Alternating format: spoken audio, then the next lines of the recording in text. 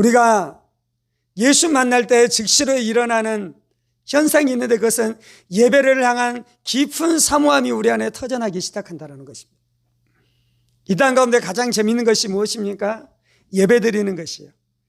그래서 예수 믿으면 예배 시간이 그렇게 기다려지잖아요.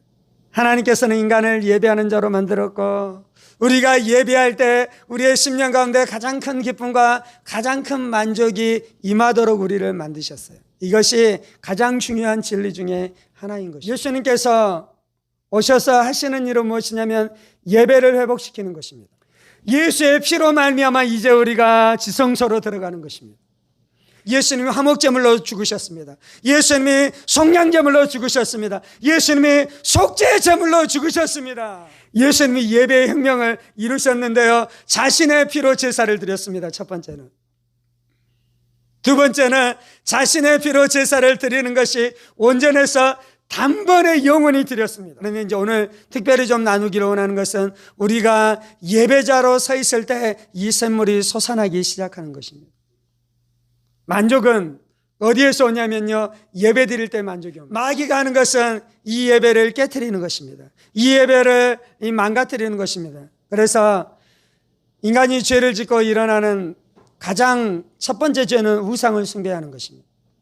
그래서 하나님을 잃어버린 인간들은 귀신을 우상으로 자신의 신으로 섬길 뿐만 아니라 이제 물질까지도 자신의 신이 되게 하는 것이죠. 물질까지도. 지금 나누고 싶은 것은 어떤 것이냐면요,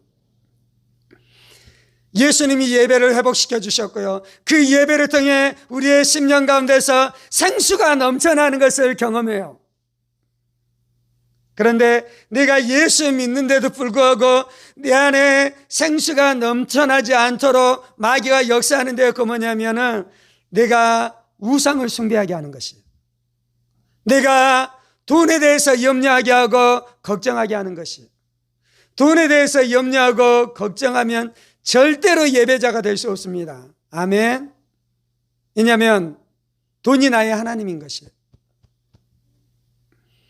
그래서 이것을 박살내야 돼요. 요한복음에 분명히 예수님께서는 오셔서 우리에게 생수를 주시게 하고 우리 안에 생수가 넘쳐나게 하겠다고 말씀했는데 나는 그 예수님 믿어요. 그리고 나는 그 예수 안에서 날마다 와서 하나님 앞에 예배를 드려요. 그런데 내 안에 생수가 막혀 있거든요. 그런데 내 안에 샘물이 막혀 있거든요. 이유는 무엇입니까? 우상이 내 안에 자리 잡고 있는 우상이. 돈이 나의 우상이 되어 있는 것이에요. 물질이 나의 우상이 되어 있는 것이에요. 하나님을 예배하십시다. 하나님만 높이십시다. 하나님을 최고로 여기십시다. 하나님을 경배하십시다. 하나님이 하나님의 이름에 합당한 영광을 돌리기 시작하십시다. 그러면 어떻게 된다고요?